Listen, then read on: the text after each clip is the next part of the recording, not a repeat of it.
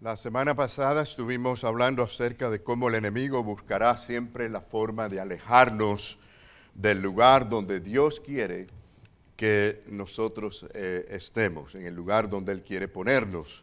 Y nos quedamos en el segundo punto, en que el temor de Dios en David y su prudencia le causaba a Saúl un temor diferente. Dice la palabra en el versículo 15 que estuvimos leyendo en 1 Samuel 18:15, y viendo Saúl que se portaba tan prudentemente, tenía temor de él. Así que tenía Saúl miedo, un miedo terrible a David, y el temor se apoderaba de Saúl. Y habíamos dicho que cuando el temor se apodera de las personas, afecta las emociones, afecta cómo la persona anda delante de Dios. Y mucho más, por supuesto, en aquellos que no tienen al Espíritu Santo. Pero los creyentes, cuando no andan bien con el Señor, también se afectan en cómo funcionan y si tienen o no tienen esta clase de miedo. Hay básicamente dos tipos de miedo. Uno puede ser el que es dirigido por el pecado del egoísmo, el pecado de la falta de fe, del celo, y por ejemplo el otro es el que está lleno o dirigido por el amor. Hay estos dos tipos básicamente de miedo. El miedo egoísta solo sufre por lo que se pierde o por lo que se puede perder la persona, y por eso tiene miedo de perderlo, de lo que no va a tener, de lo que no va a disfrutar, etc. Así ha sido el miedo, y será el miedo también de aquellas personas que están ante la muerte, se enfrentan ante la muerte y piensan que se enfrentarán a un Dios y saben que no están a bien con Dios. Puede ser esa clase de miedo porque piensan en lo que van a perder, en el castigo que van a recibir y lo que no van a poder disfrutar. Esa clase de miedo existe. La conciencia en este caso, pues acaba con la mente de estas personas porque les llena de culpabilidad y no les deja descansar. Así que vemos este tipo de miedo, por ejemplo, en las personas que se atreven a hacer algo ilegal, algo que no está bien con Dios. Pueden tener miedo a ser sorprendidos y miedo a perder lo que están disfrutando, incluyendo a su propia familia, porque créanlo o no, mucha gente confunde hoy en día lo que es el amor con el egoísmo. Hay un tipo de amor que es egoísta. Claro, si es amor, no es egoísmo. Y si es egoísmo, no es amor. Pero a veces tenemos que decirlo de esta manera para que la gente lo entienda. Pero ese miedo es miedo egoísta porque piensa solo en lo que va a perder o no va a disfrutar la persona. Ese miedo causado por el egoísmo es opuesto al amor. Si nosotros vamos a la palabra de Dios, por ejemplo, en 1 Corintios 13, vengan conmigo allí a 1 Corintios 13, versículo 5. Dice la palabra de Dios que el amor, entre las cosas que dice, no hace, la primera parte, el principio, la segunda, dice, no hace nada indebido, ahí está. La parte de no hacer nada ilegal, por ejemplo, algo que no sea, que no esté a bien con Dios, con las leyes. No busca, ¿qué cosa? Lo suyo, ahí está el egoísmo. O sea que la persona cuando no funciona en esta clase de amor, el verdadero amor como es, pues puede tener miedo. Y esta clase de miedo, de terror a perder eso que está disfrutando, que tiene. Y por supuesto está el miedo causado por el amor. Esto es un miedo bueno, divino. Está el miedo que es malo, producido por el egoísmo. Pero el amor también puede causar una clase de miedo que es bueno. El amor a su propia vida, el amor al prójimo, el amor a sus seres queridos, el amor a Dios causa temor. Por eso es que no podemos separar la palabra, el temor a Dios, con el amor a Dios. Así que el que ama sentirás terror, en este caso miedo, ante todo aquello que pudiera hacerle daño a nuestros seres queridos, a los que amamos, a los que amamos. Así que muy importante que tengamos esto en mente. Cuando la Biblia habla de ser temeroso de Dios, está hablando realmente de amar a Dios, de amar a Dios. Y es un tipo de miedo divino, un miedo que es bueno, porque es el miedo de ofender a Dios. Muchas veces cuando se habla del pecado, no se explica a la gente o se le llama a la gente al arrepentimiento. La gente tiene que entender que tienen que sentir temor y ese terror de ofender a nuestro Padre Celestial. Es tan importante eso en la vida, sobre todo de los creyentes, porque cuando se pierde el temor, a veces yo oigo a la gente decir, ay, en este mundo no hay temor de Dios. Y yo creo que lo dicen con la idea correcta de que la gente está perdida sin Dios, ¿no? Y por supuesto que porque no hay amor a Dios, cuando hay ese temor hay amor a Dios, porque no queremos ofender a Dios, al contrario, queremos agradar a Dios. Y es una manera de ofender a Dios, de burlar la obra preciosa de Cristo en la cruz del Calvario. Es terror de desobedecer a nuestro Padre Celestial y de herirle su corazón. Y eso es porque le amamos, Así que, hermanos, estas son las dos clases, básicamente dos clases de amor, de terror muy diferentes. Así que si usted oye a alguien decir que el temor de Dios es solamente un respeto reverente a Dios, quiero decirle que algo falta en esa explicación, porque realmente hay que incluir ese miedo, ese terror de ofender a Dios. Muy importante. Es decir, en el sentido de respeto, bueno, es tener consideración hacia una persona, pero no necesariamente es que sentimos ese amor, ese terror de ofender a alguien. Así que es muy importante que entendamos esto. Y hay que decir las cosas como son, como dice la Biblia, como lo enseña. Cuando se habla del temor de Dios, es un terror de ofender, de herir el corazón de Dios. Esto ayudaría a mucha gente y a mucha juventud, a todo cristiano sobre todo, a andar bien delante de Dios. Muchas cosas que andan mal en la vida de los cristianos porque falta el temor, ese temor. Ya no sienten por aquello que ofende a Dios, que desagrada a Dios.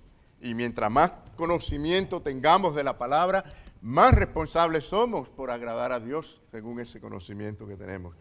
Y no hay cosa mejor que hermanos, que amar a Dios, porque es el primer mandamiento, ¿no dice así la palabra? ¿Cuál es el primero y el más grande de todos los mandamientos? ¿Lo saben? Amar a Dios, amar a Dios. El segundo es semejante, ¿no? Que es amar al prójimo como a uno mismo.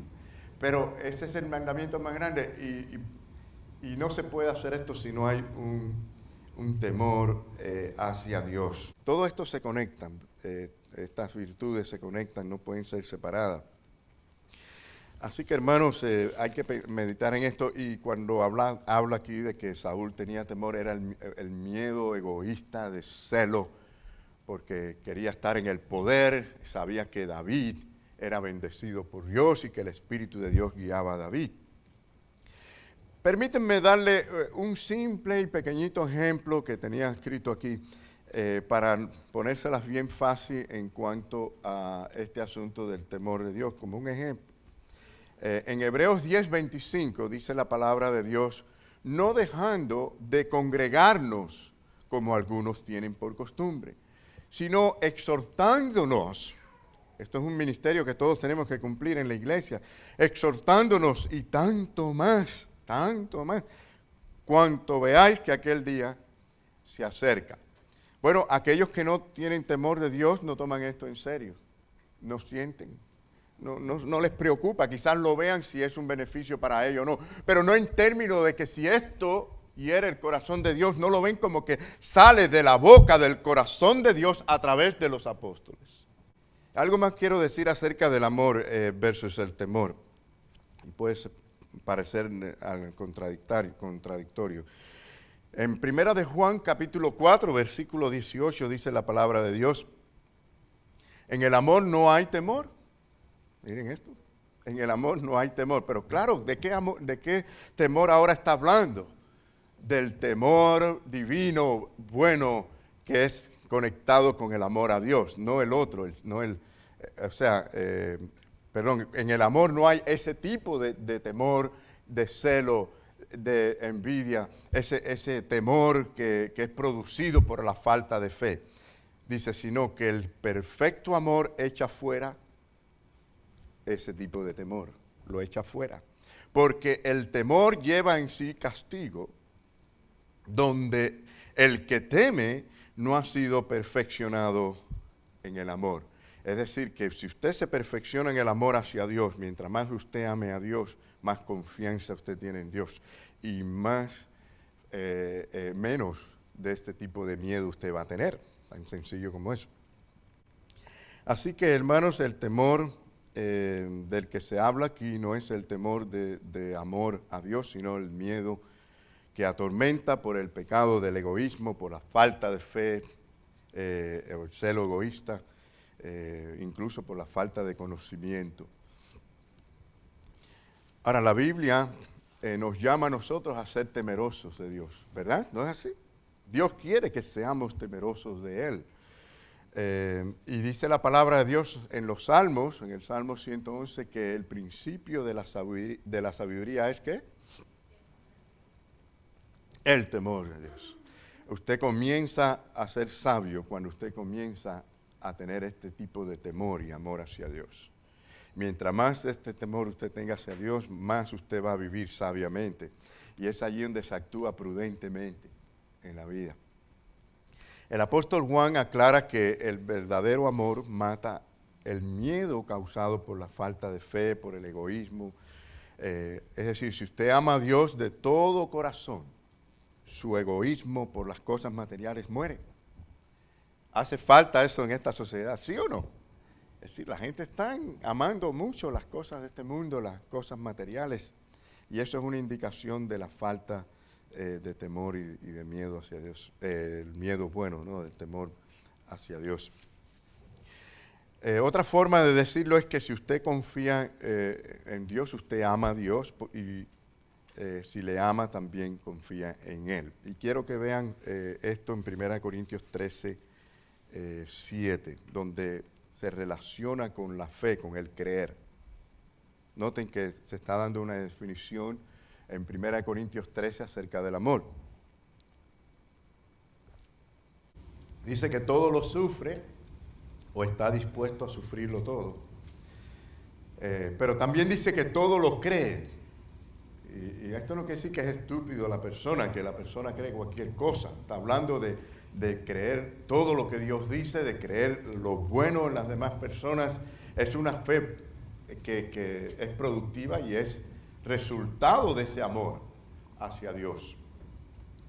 Por lo tanto, tiene que relacionarse con Dios.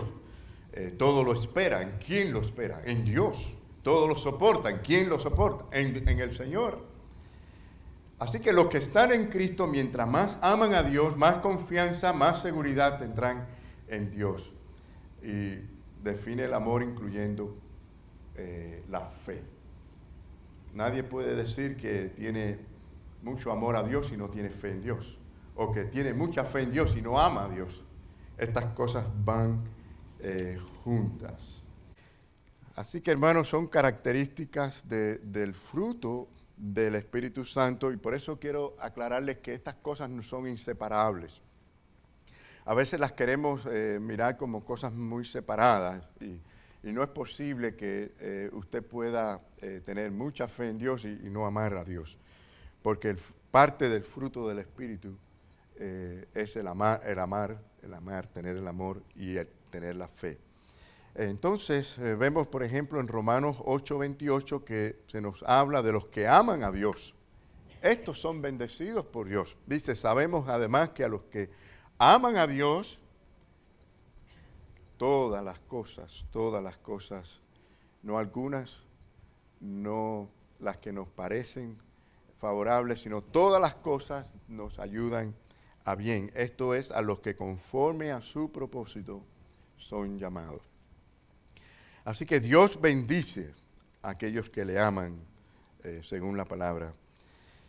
Y mientras Saúl temía a David, como vemos en la historia, y quería matarlo, hizo todo lo que hizo contra David, vemos que Dios bendecía a David. David era temeroso y honraba y buscaba agradar a Dios. Bueno, ¿qué sucedió? Por ese egoísmo, Saúl decidió quitarle la posición que tenía David como director de los guardaespaldas y de ponerlo de jefe de soldados, de 1000 soldados. Y por supuesto que lo hizo comandante de un ejército con el fin de alejarlo de él y también con el fin de que lo mataran, de desaparecerlo. Y seguro que pensó que se lo iba a quitar de encima, pero la conducta prudente de David y cómo era bendecido y cómo le iba bien a David en todas las cosas y prosperaba, esto le causaba tremendo miedo a Saúl. Bueno, vemos que Saúl se manifestaba siempre con odio, con celo, con resentimiento, con egoísmo. Y leímos anteriormente, hablamos la semana pasada de cómo funciona un demonio, un espíritu malo, porque dice la palabra que había un espíritu malo en Saúl. O sea que estos espíritus malos pueden causar todo tipo de problemas en la vida de los creyentes a través de personas que usan. Saúl estaba poseído prácticamente por un demonio. Así que, hermanos, a veces los cristianos tendrán que enfrentarse a personas que están siendo dirigidas por estos seres malignos para hacerle daño a uno.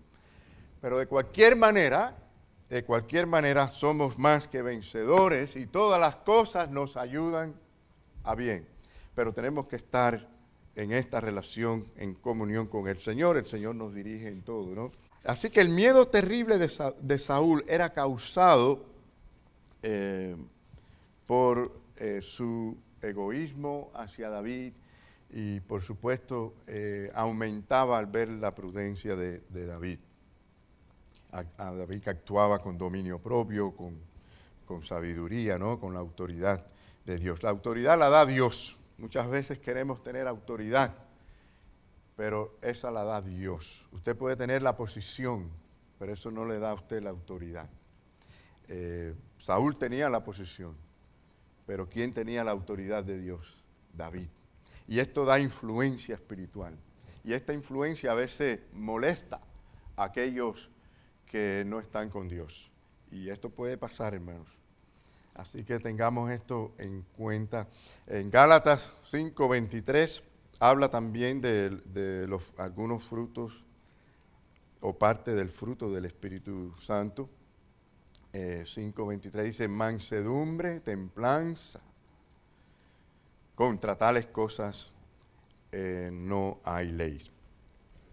Es muy importante porque se expresa un carácter, sí, manso, pero también firme. Cuando habla de templanza, habla de firmeza, de convicciones.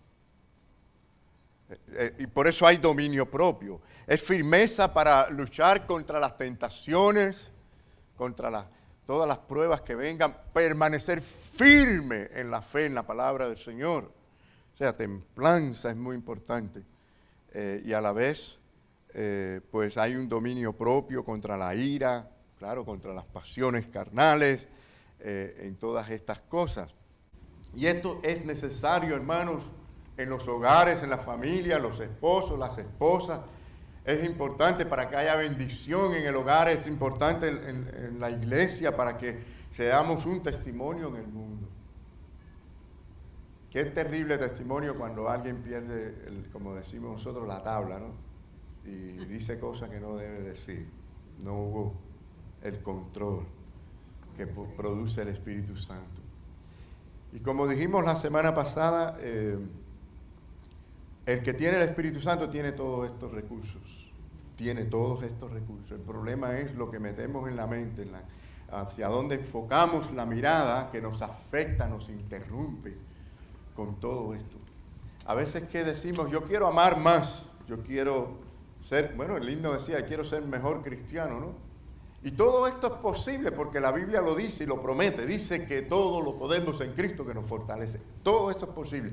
Usted es cristiano, usted quiere ser un mejor cristiano, eso es muy posible, hermano. Esto está ahí al alcance suyo. Usted quiere amar más, está al alcance suyo. Pero el asunto está en que ocupamos nuestras mentes y nuestra mirada en cosas que son obstáculos en nuestra vida. Es muy importante que consideremos eso.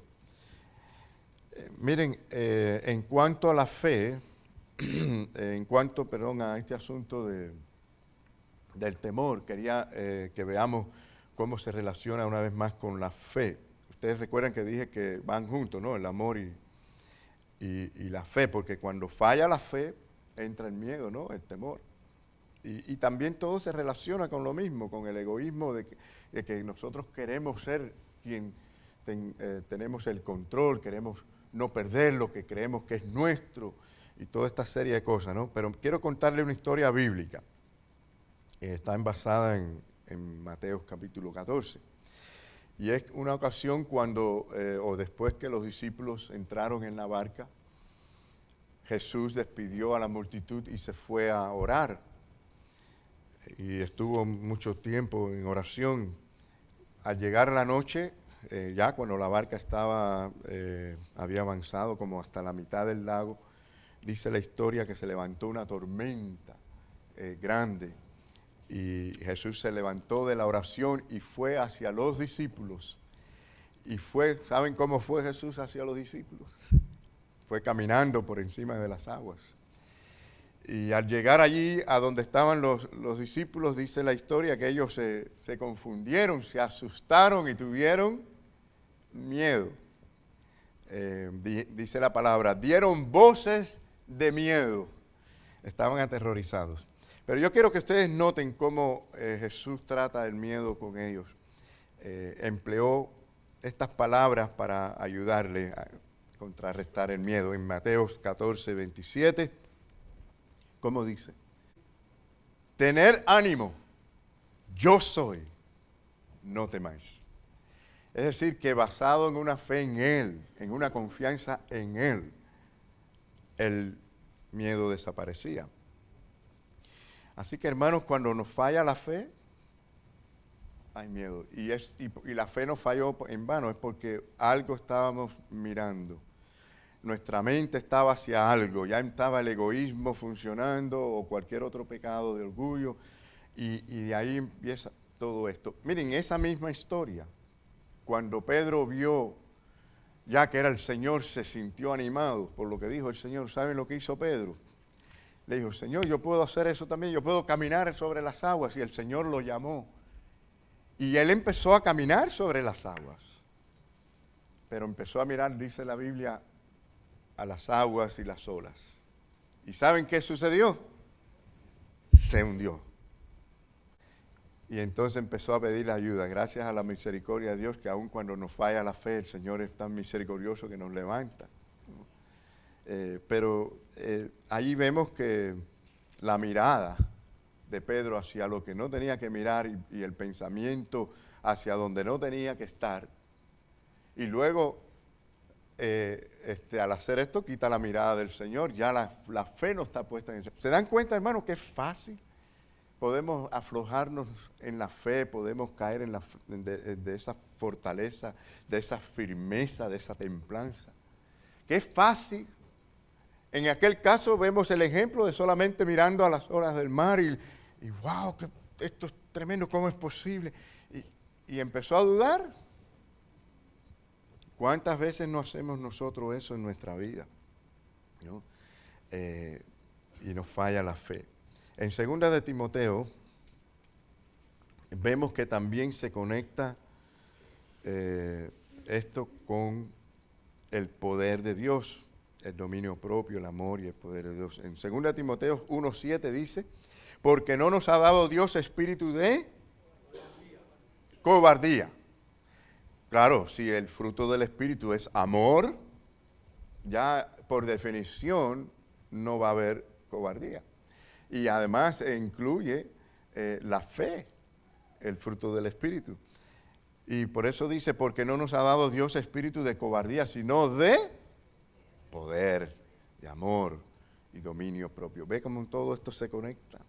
Cuando amamos a Dios porque somos temerosos de Dios, está el amor, está el dominio propio, todas estas cosas se conectan.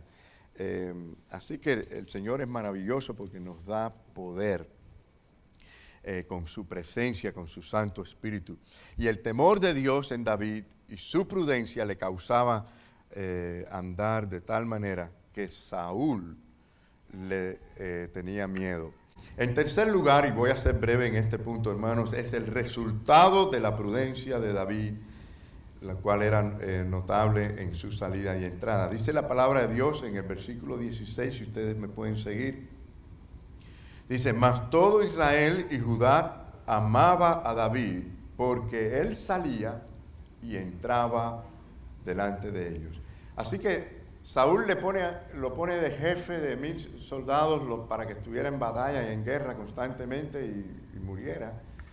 Y él empieza a tener victoria en todas esas batallas, entra y sale y anda entre el pueblo, y el pueblo gozoso con David, y el pueblo pues se conectó aún más con David y amaba aún más a David.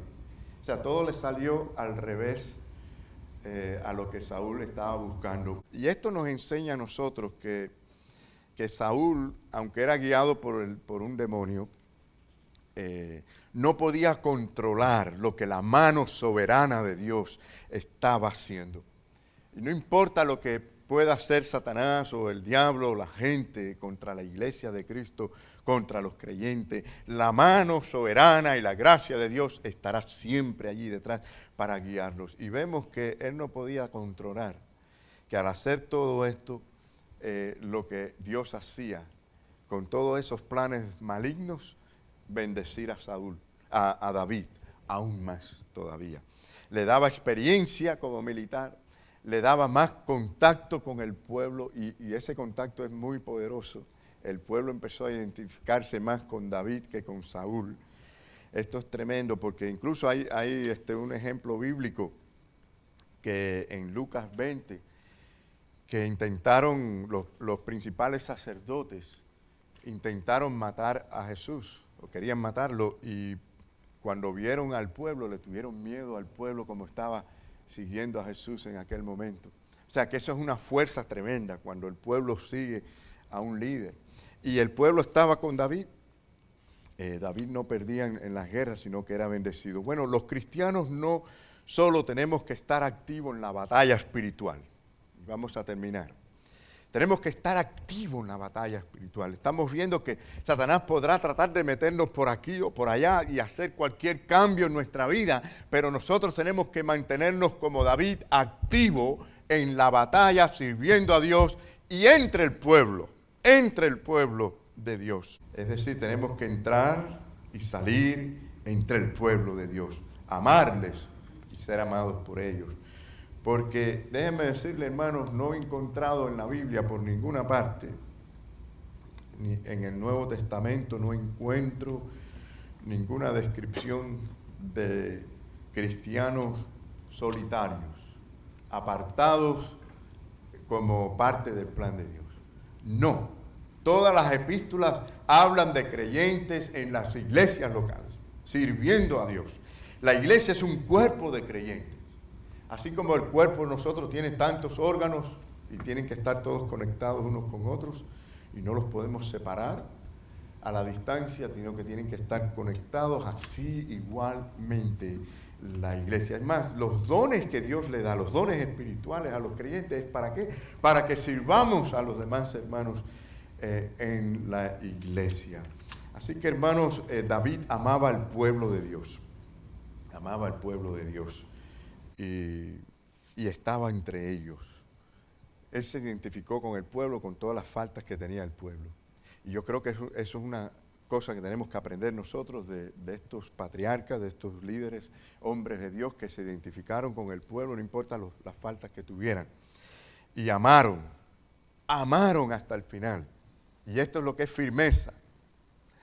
Cuando alguien le dice que ama a Dios y ustedes lo ven de una iglesia en otra y porque tuvo un problema con un hermano y aquí otro hermano allá. Esa gente no tiene una idea de lo que es el amor. El amor se explica allí en 1 Corintios 3. Es más, vamos a terminar todos leyendo. Yo les voy a pedir que se pongan en pie. Vamos a leer todos finalmente 1 Corintios 13, el 1 al 8, porque ya que estamos también en el mes del amor, he querido hacer una conexión con el amor en cuanto a esta historia. Pero fíjense que el amor es muy importante en la obra de Dios y la conducta, y produce la conducta prudente y sabia, como era la de David. Y Dios lo prosperaba en todo. Así que vamos a leer, hermanos, lo tenemos acá todos, este hermoso pasaje, vamos a leerlos todos juntos. Dice: si yo hablase lenguas humanas y angélicas y no tengo amor, vengo a ser como metal que resuena o símbolo que retiñe. Y si tuviese profecía y entendiese todos los misterios y toda ciencia, y si tuviese toda la fe, de tal manera que trasladase los montes, y no tengo amor, nada soy. Y si repartiese todos mis bienes para dar de comer a los pobres, y si entregase mi propio cuerpo para ser quemado, y no tengo amor, de nada sirve. El amor es sufrido, es benigno. El amor no tiene envidia. El amor no es jactancioso, no se envanece, no hace nada indebido, no busca lo suyo, no se irrita, no guarda rencor, no se goza de la injusticia, mas se goza de la verdad. Todo lo sufre, todo lo cree, todo lo espera, todo lo soporta. El amor nunca deja de ser. Dios quiera que seamos nosotros temerosos y prudentes como lo fue David. Que el Señor nos bendiga a todos.